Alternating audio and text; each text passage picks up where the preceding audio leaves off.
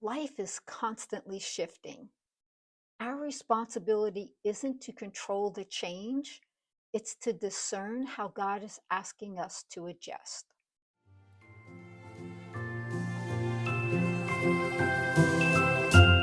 Hi, friend.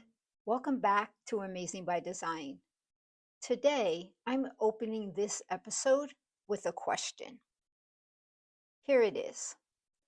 What if the very thing you're gripping tightly to is the thing keeping you from growing? Release can often feel like letting go of something precious. But what if it's actually making room for something divine? Today, we're talking about the sacred tension between holding on and opening up to what's new. Because when you release what no longer serves you, such as old habits, outdated beliefs, relationships, dreams, all those things that have actually run their course, you create space in your heart and in your life. And in that space, something powerful happens. Curiosity awakens. Curiosity then becomes the bridge between release and renewal. It's the posture of a heart that's open to the new thing God is inviting us into. When we become comfortable releasing, we enter into a spiritual discipline. I often say, this is how we partner with God. I want you to sit with that thought for just a moment while I welcome our newcomers to the podcast. If this is your first time tuning in, welcome. I would love to know you're here. Drop me a line in the comments or hop over to join the Amazing by Design movement. This is a place where we as Christian women gather to discuss how our faith plays out in our everyday life. We are women who don't back down from the hard conversations. We're all on a mission to become the highest versions of who God created us to be. And by joining the movement, you'll be added to my email list and receive all future episodes right into your inbox. You won't miss a thing. The post for that will be linked in the show notes. I said all that to say I'm really happy you're here. This is when we grab our coffee, our tea, or whatever else helps you to settle in, because we're positioning ourselves to hear what God is speaking to us today through this message. I mentioned earlier releasing what no longer serves you. I want to give this some context. Release isn't about the kind that's forced by circumstances, such as, can you remember those moments when you had to send your little ones off to school? Or for the older moms, that time when your child went off to college or perhaps got married? Or those moments when we've had to move to a new city because of work? These things are all circumstantial. Today, however, we're focusing on the kind of release that is actually chosen, the kind that opens the door to growth, healing, and divine alignment. Because here's the truth, and you might not have heard this before, or perhaps you just need a gentle reminder. Either way, understand this: joy, peace, and purpose often requires us to let go before we can move forward. Are you familiar with the scripture that tells us, "For whoever wants to save their life will lose it, but whoever loses their life for me will find it"? This is part of understanding how and why we release things. Let's take a look at how release shows up in our everyday life, not because we're forced to let it go, but because God is gently calling us to grow. Here are 5 areas where release becomes a spiritual decision. Number 1, Release the roles, dreams, and identities that no longer fit who you are becoming. Maybe it's a dream you once chased that no longer feels in alignment, or a role you've outgrown, like being the fixer, the overachiever, the one who tries to hold it all together for everyone. Perhaps God may be whispering, that season is complete. Let me show you what's next. Number 2, let go of the need to be understood or in control. This is when you find yourself over-explaining, justifying, managing everyone else's emotions.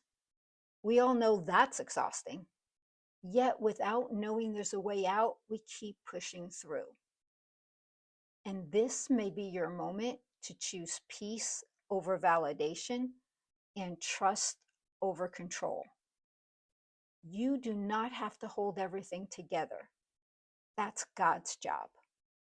Number 3, choosing forgiveness without closure. By this I mean, when you're waiting for that apology or the explanation and the closure, but it hasn't yet come, this is your time to step into forgiveness, because forgiveness is a release that heals you. Number 4, stepping away from what's good so you can step into what's greater. Sometimes the hardest release is walking away from something that we really don't feel is bad or harmful, but we somehow know it's not God's best. It's when you sense God calling you into the unfamiliar territory, the new rhythms, the new relationships, the new way of being. And honestly, I'm currently processing this right now in my own life. I also have learned that although this is an uncomfortable place, it's also a very sacred place. This is where our faith stretches and curiosity awakens. And number 5, releasing emotional patterns. This is when you keep reacting the same way to the same triggers.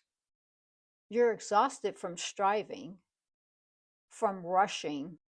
This is your invitation to slow down, to breathe, to respond from your healed self, not your history. To pull out the grace card, as I like to say, and rest in God's timing. If you have read my book, Strategic Faith, or joined one of my book studies, you know that this theme regarding grace is something I return to often, because grace isn't just a concept, it's a divine strategy.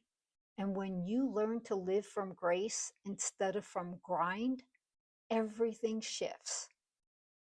I want you to take a moment here to take notice.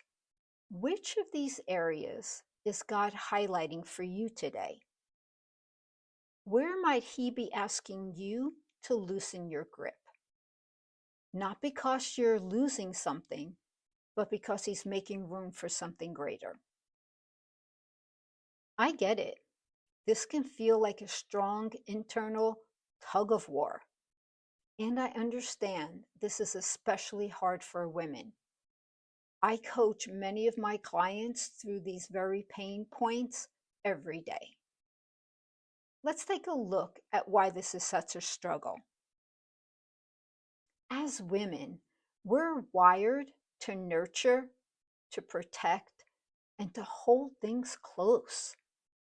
But sometimes what we're holding is actually holding us back. I've been guilty of holding on when God is asking me to let go. I know it's hard. These moments often feel like loss, but they're actually invitations. Invitations by God to trust, to grow, to step into new territory, and to live in our created greatness. It boils down to this question: what do you do when you're not forced to let go, but you're being invited to do so? Is your reaction to grip tighter, or do you surrender halfway only to pull back when it gets uncomfortable? Reality is, life is constantly shifting. Our responsibility isn't to control the change, it's to discern how God is asking us to adjust. Scripture clearly instructs us: forget the former things. Do not dwell on the past. See, I am doing a new thing. Now it springs up. Do you not perceive it? This is one of my go-to scriptures whenever I feel the tension of knowing I need to release something, yet struggling to do it. In these moments, I don't slip into condemnation. I sit with the discomfort for as long as it takes for me to be able to surrender. God is always inviting us into newness, but newness requires release. To live in the fullness of who God created you to be, there will be a trade-off. We have to be willing to trade the familiar for uncharted waters, what feels stable for divine trust, and our old thought patterns for a renewed mindset. As Christians, we understand that we are not to conform to the patterns of this world, but to be transformed by the renewing of our mind. Let's talk about how we can shift from holding on to releasing so we can step into what God is leading us towards. I want to give you 5 spiritually grounded strategies to help you move forward. First, as you often hear me say, pause and breathe. Most things aren't as urgent as they feel. So take a deep breath. Invite God into that moment. Stillness is where clarity begins. Second, practice acceptance and forgiveness. Acceptance doesn't mean agreement, it means peace. Forgiveness isn't always asked for, but it's always freeing. Number 3, grow in emotional awareness. Take notice of your triggers. Ask yourself and God, what's really behind this reaction? It's okay to feel all the feelings, but don't let those emotions dictate your response. Number 4, honor the process of healing. It takes time.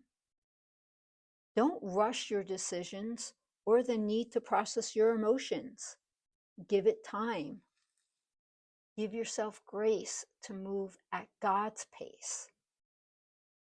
And lastly, number 5, set spirit-led boundaries. Understand this: boundaries aren't walls, they're gates for protection. They help you honor what God is building within you. It's necessary for us to embrace the truth that teaches us to first trust in the Lord with all our heart and to lean not on our own understanding. This is the posture of release. This is the beginning of breakthrough. It's important to understand where the shift comes in, so I want to offer this to you. Look at each moment of release as transitioning from the old into the new. At the moment of release, you open yourself up to curiosity. And curiosity is holy. It's the posture of a heart that says, God, what are you doing here? What's possible that I can't yet see? Curiosity always leads to growth, to healing, and to divine encounters. It's where we get to partner with God. So, as we close this conversation, I want to leave you with a challenge and an invitation. Here's the challenge. This week, journal one thing you're ready to release and one question you're curious enough to ask God about. And let that curiosity lead you deeper into trust. And here's the invitation. If this conversation stirred something in you, I'd love to hear about it. Drop me a comment or drop me a note. Let's grow together in faith, in curiosity, and in courage.